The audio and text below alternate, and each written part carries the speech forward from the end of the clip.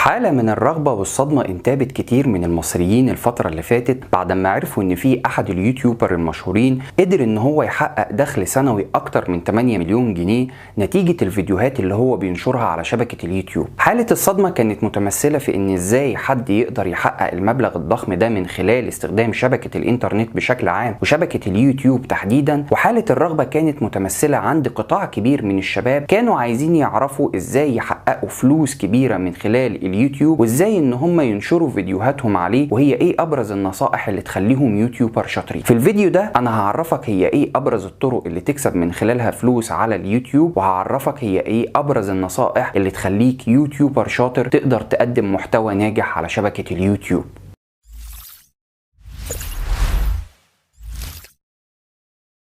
ازاي تكسب فلوس من اليوتيوب؟ اول خطوة عشان تكسب فلوس من اليوتيوب لازم يكون عندك حساب جيميل، وحساب الجيميل هيخليك تنشئ قناتك على اليوتيوب اللي هتقدم من خلالها اي محتوى مرئي. المحتوى المرئي ده ممكن يكون محتوى سياسي، اقتصادي، رياضي، فني، اي محتوى تكون بتحبه شايف نفسك تقدر تبدع وتأدي فيه. والدراسات بتقول ان اكتر محتوى بينجح على شبكات التواصل بشكل عام وشبكة اليوتيوب تحديدا هو المحتوى الكوميدي الخفيف والمحتوى المقدم للأطفال والمحتوى المقدم للشباب. تاني خطوة لازم يكون عندك حساب ادسنس، وحساب الادسنس باختصار هو الحساب اللي انت بتجني ارباحك من عليه او بتتحسب ارباحك من خلال المشاهدات اللي بتجيلك على فيديوهاتك من خلاله، ولازم يكون عندك اكتر من 18 سنة عشان تقدر تنشئ حساب الادسنس. ولو انت مش اكبر من 18 سنة ممكن تشوف حد اكبر منك، والدك، والدتك، اختك، اخوك، المهم يكون اكبر من 18 سنة عشان ينشئ لك حساب الادسنس وتتحول الارباح على حسابه البنك. وهنا في نقطة في غاية الأهمية، إن اليوتيوب مش بيديك الفلوس على عدد المشاهدات للفيديوهات الخاصة بيك اللي هو النورمال فيوز، ولكن بيديك الفلوس على عدد المشاهدات اللي شافت الإعلانات اللي بتقدم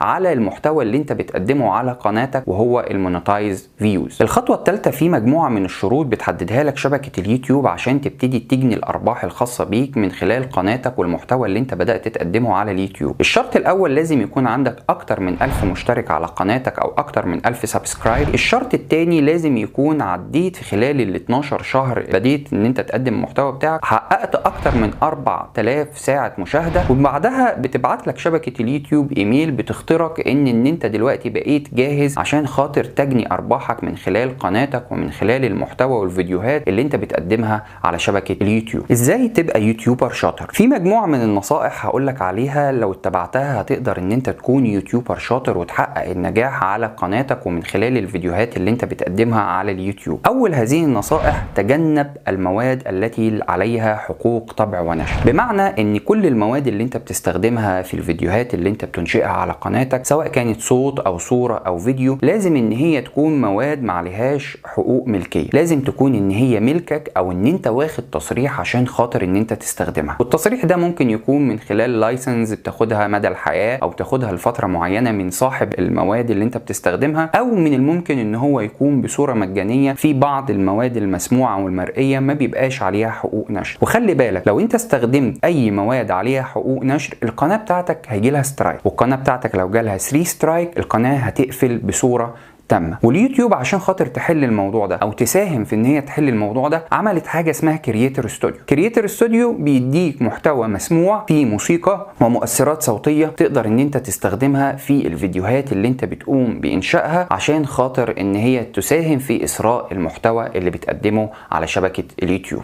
النصيحة التانية: لا تنتظر المعدات اللازمة لتبدأ محتواك على اليوتيوب. من أكبر الأخطاء اللي بيقع فيها اليوتيوبر الجدد إن هم بينتظروا إن هم يشتروا الكاميرا الغالية، وحدة الإضاءة، وحدة المونتاج، الميكروفون الغالي عشان يبتدوا يقدموا المحتوى الخاص بيهم على اليوتيوب. وده أنت ممكن بكل بساطة تتغلب عليه بإن أنت تقدر تستخدم الموبايل الخاص بيك. الموبايل دلوقتي يقدر يقدم لك جودة كويسة جدا سواء من تصوير أو او من صوت او حتى من اضاءة، وفي بعض المعدات المتوفرة اللي هي متوافقة مع الهاتف المحمول وتقدر ان هي تديك جودة كويسة جدا تعبر فيها او تقدم المحتوى الابداعي بتاعك على اليوتيوب. ويعرف ان العالم كله دلوقتي بيتجه لنمط اعلامي جديد اسمه اعلام الهاتف المحمول. واعلام الهاتف المحمول باختصار ان كل القنوات والمؤسسات الاعلامية الكبرى ابتدت ان هي تتخلى عن معدات التصوير والانتاج والبث التقليدية بان هي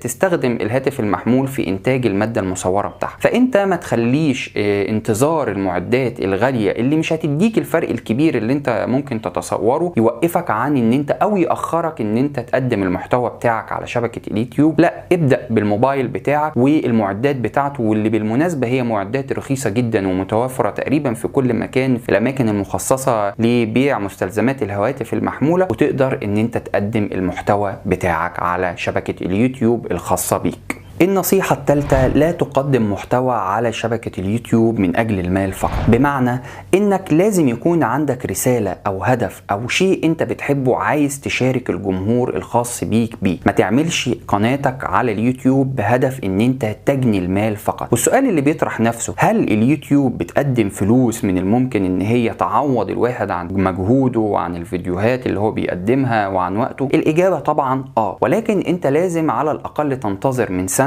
لسنتين، وده اقل حاجة عشان تبتدي في الفترة دي تبني جمهورك وتعمل عدد كبير من الفيديوهات وتبتدي تتشهر ويتعرف اسمك وتبتدي تلاقي نمط خاص بيك في وسط عدد الضخم من الفيديوهات اللي بيتم تقديمها على اليوتيوب. فاهم حاجة؟ لازم يكون عندك رسالة وعندك هدف وعندك حاجة عايز توصلها للجمهور اللي انت هتخاطبه على شبكة اليوتيوب. النصيحة الرابعة: قدم محتواك وابدع فيه مهما كان غيرك من اليوتيوبر بيقدموه على شبكة اليوتيوب. في ناس كتير لما بتيجي تبدأ على اليوتيوب بتقول: طب انا هقول ايه جديد؟ انا هقدم ايه اكتر من اللي هو موجود اوريدي على شبكة اليوتيوب؟ في ملايين الفيديوهات اتكلمت على اليوتيوب تقريبا في كل الموضوعات. لا، انت كاريزمتك وشخصيتك ومعلوماتك وادائك هتقدم شيء جديد حتى لو اتكلمت عن نفس الموضوعات اللي غيرك اتكلم فيها، وانت بكده هتسري محتوى شبكة اليوتيوب وهتقدم محتوى جديد. وعندك امثلة كتيرة. شوف المحتوى على سبيل المثال الكوميدي اللي موجود على شبكة اليوتيوب. كتير بيقدموا محتوى كوميدي، لكن كل واحد بيقدمه وفقا لطبيعته ووفقا لشخصيته ووفقا لاسلوبه. فانت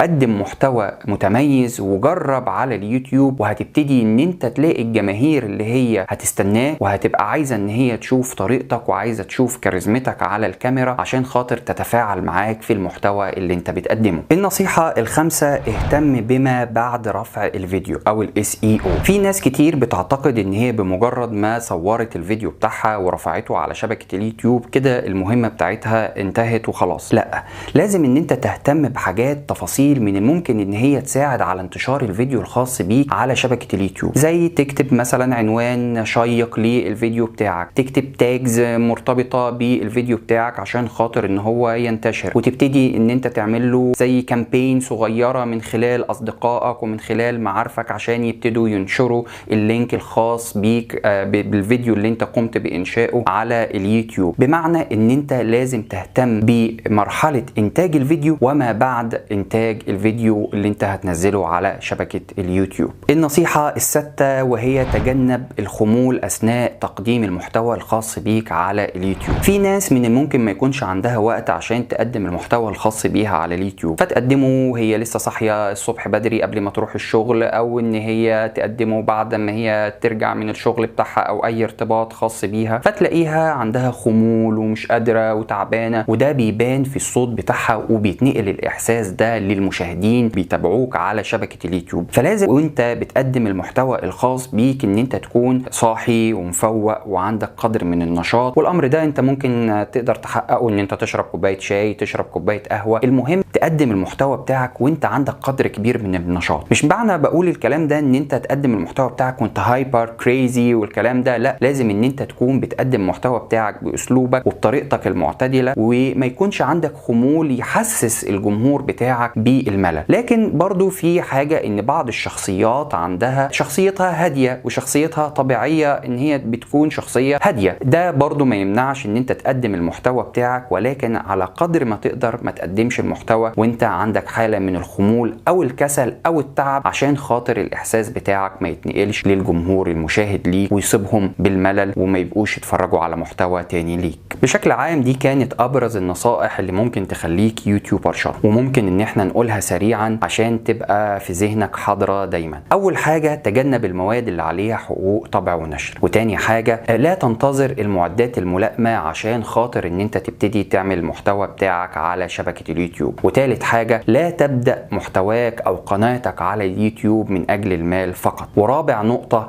هي ان انت قدم المحتوى بتاعك وابدع فيه حتى لو كان في كتير غيرك بيقدموا نفس المحتوى بتاعك. خامس حاجه، اهتم بمرحله ما بعد رفع الفيديو او SEO، ودي مرحله في غايه الاهميه، هتساعدك كتير في نشر الفيديو بتاعك وخلق كوميونتي خاص بيك وخلق جمهور متابع ليك بصوره كبيره، خاصه عبر شبكات التواصل الاجتماعي. والنصيحه الاخيره، ما تقدمش محتوى الفيديوهات بتاعك وانت عندك حاله من الخمول او الكسل. وبكده لو اتبعت النصائح دي بصوره كبيره وقدمت محتوى ابداعي ومتميز بيعبر عن شخصيتك واسلوبك، هتضمن ان انت هتحقق النجاح بصوره كبيره على شبكه اليوتيوب.